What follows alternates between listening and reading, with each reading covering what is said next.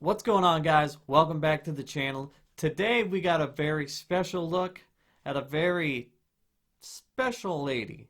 We're going to look at the interview between Anderson Cooper and Las Vegas Mayor Carolyn Goodman, who pretty much offered up her people to be a sacrificial lamb for COVID-19, all for good old capitalism. Let's check out the interview and break it down. Now, before we go too far, make sure you hit that like button and maybe think about subscribing. You know, just a thought, just throwing that out there. Alright, now let's check this out. The interview starts off with her having a pretty bad take, but not yet completely bad shit. She talks about how we need to get people back to work and how we've never been shut down in America and how they are the entertainment capital of the world. Anderson points out how this is clearly a bad idea, but she talks about how 2.3 million people that live in Las Vegas, which is a number that comes up way too many times, as you will see through this interview, are really counting on her to get them back to normal. Oh, and she also believes everyone already has COVID-19, so it's really not a big deal. By the way, real quick, this lady is 81 years old, so while I really don't want her advice on how we should handle this pandemic or really anything to do with my life, I will take her skincare routine. Although, maybe not so much orange, but, I mean, 81, holy shit, she looks good for 81. But anyway, the first real crazy moment comes when Anderson brings up how having conventions could somewhat be problematic in Las Vegas. Conventions and sports and everything else is so positive without being clean. Right. You're talking about encouraging hundreds of thousands of people to come to Las Vegas. I get the financial losses people are suffering, which is awful, but you're encouraging, hundreds of thousands of people coming there in casinos, smoking, drinking, touching slot machines, breathing circulated air, and then returning home to states around America and countries around the world. Doesn't that sound like a virus petri dish? I mean, how is that safe? What it sounds like? You're being an alarmist. I'm not. I've lived a long life. I grew up in the heart of Manhattan. I know what it's like to be with subways and on buses and crammed into elevators. So this lady wants Las Vegas opened up full bore. And when Anderson brings up the fact that this might be a recipe for clear, widespread mass contamination from people coming and going from Las Vegas for conventions and then going back all over the world and the country, her response is basically the same one my friends would give me in high school if I was scared to talk to a girl. Bro, why are you being such a little bitch? It's not even a big deal. God. And before you ask, yes, me and my friends actually wore our hats like that, and we were cool, damn it. Okay, maybe I'm being too harsh. I'm sure she has a plan for if they open back up, right? This is only the most important thing she will ever do in her role as mayor. I'm sure she has some kind of really thought out 12-step PowerPoint instructions on how to safely open up casinos and get everything back to normal slowly as they open back up, right? She has some sort of plan. I'm sure of it, or maybe a plan. I don't know if it's a plan, like maybe a survival of the fittest kind of thing. Maybe I don't know. Let's look at it. So you don't believe there should be any social distancing? You don't believe that this is? Of course, I believe there should be. Of course, I'm a How do you do that in a casino? That's up to them to figure out. I don't own a casino. I don't know anything about building Wait a minute. I'm sorry. You're the mayor of Las Vegas, and you want casinos to be open, even though you have no authority, thankfully, over casinos. But you say open them up, but you have no responsibility about how that would be done safely? No, you're blurring. No, you're blurring. You said it's not your job. There. No, you're blurring. You're blurring. Don't blur me. Don't blur me, Anderson.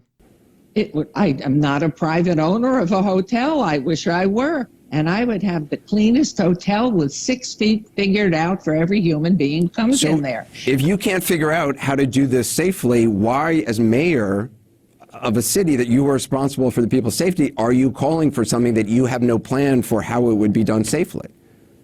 I am not a private owner. That's the competition in this country, the free enterprise, and to be able to make sure that what you offer the public meets the needs of the public. Right now, we're in a crisis health-wise, and so for a restaurant to be open or a small boutique to be open, they better figure it out. That's their job. That's So not let me the ask you- mayor's job. Okay, you said in another interview, you said, quote, let the businesses open. Competition will destroy that business if, in fact, they become evident they have a disease, they're closed down. Oh, yeah. It's that Oh, yeah. simple. Yes. Do you stand by that? Because it would take weeks, as I think you probably know, before anyone realized a place was a epicenter of viral infection. So that's a lot. Okay, let me get this straight. So you want to open back up, and your only real plan is, well, whoever kills the least shall reign supreme. And that's pretty much it. Let the free market decide. You know, well, the Wynn has a, $12.99 buffet, but, the Bellagio has only killed, maybe 30 people this week. So, weigh your options there. So it's hard for me to even believe that this interview is real life. Like I'm on an episode of Punk'd or something when I'm watching this, because I don't understand how somebody who runs a giant city, who actually until this point hasn't done the worst job. I mean, they've gotten sports teams there, income's higher in Las Vegas, property values have gone up. I mean, as far as the mayor is concerned, I mean, she hasn't done a bad job. And then to just be completely batshit insane and mention something like this, and this isn't even all of it. It gets worse or better and more interesting, maybe. I don't know. But at this point, Anderson, he kind of realizes he's dealing with a crazy person, and he slowly starts to lose it. And he just kind of blankly stares at her with like a sideways head, kind of like a confused dog stares at you. There's also a part where Anderson basically does a mental reset mid-interview and gathers himself for all the craziness that is going on. So they got to start talking about, okay, so you want the city back open, obviously. What are you doing as far as testing and contact tracing, which is what all experts pretty much agree, is the only way that you will get this city back open. And I think you might be interested to hear her response. Go on for months, maybe right, but even what a we year. do know, but science tells us, and Dr. Fauci isn't saying wait a year. Dr. Fauci is saying, and all scientists are saying, it just needs some more time to get this to where a medical establishment is up and running, and where there's enough PPE and there's enough testing being done and contact tracing. What are you doing as mayor to improve contact tracing and testing in Las Vegas? Well, first of all, as someone who's pretty sure she possibly had it in January, I have already been into the hospital to say, Right. take my plasma. Well, I'm not talking about you. I'm talking about what are you doing as mayor to improve contact tracing? I'm calling upon everyone to go ahead, if they're positive, to go ahead and see if they can help being part of the preventive or the treatment pool that will have this plasma available. Are you doing anything on testing and contact tracing? Because in order to open businesses, every scientist says that is essential. I don't have that. Well, no, that's for our scientists, and the whole thing is fact, truth, but you're validated data. Fact. You're calling for businesses to reopen. Every scientist and person who looks at this says what we really need to do that is more testing and more contact tracing. That can't work. We're not getting the truth. And I know over the years, going back to the 1950s with the atomic bomb, don't worry about it when we're testing in Nevada. You'll all be fine. Take a shower. The reality is, you're the one saying you'll all be fine. What we're saying is testing and contact. You're putting words in my mouth. I said, open up Las Vegas. Let us get started and go back to work. As mayor, what are you doing to encourage? Can't even feed their families or take care of their families. I get the pain that's out there, and it's real, and I'm not minimizing that at all. I'm just asking you as mayor, what are you doing to improve testing, make it more accessible, and improve contact tracing? Because every scientist who you say you listen to will tell you that's what you need in order to get online as fast as possible. What are you doing? Every single email that comes in with offers to give us the kits and get everything here, I send it up to the people in the hospitals for them to filter through to find out if these test kits and everything that's being offered and provided You for them. said in another That's not interview my that you job. talked. So the mayor of the great city of Las Vegas is fighting that good fight by donating her plasma. Oh, and telling other people too. Oh, and don't forget she's forwarding all those emails she gets about PPE offers to the health department. So, you know, really, rolling up her sleeves and getting her hands dirty with this one. I mean, look, I could go on forever about this interview. It's like 27 minutes long. But I would just tell you to go check out the entire interview on CNN. Like I said, about 27 minutes long. Because the whole thing is just wildly entertaining for all the wrong reasons. But I don't want to do an hour-long video about this because, like Anderson Cooper, I'm getting a little stressed out by this lady just watching this interview anymore. So I saved my favorite part for last, so let's look at that part. But hasn't it been because of social distancing that the numbers have been what they are? How do you know until we have a control group? We offer to be a control group.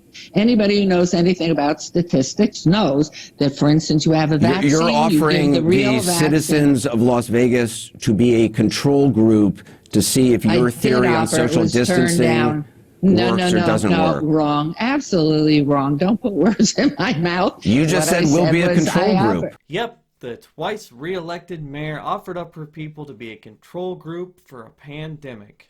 And you're going to love the reason it didn't happen. Not because it's clearly unsafe or she talked to experts and later realized it was a bad idea. That's not why.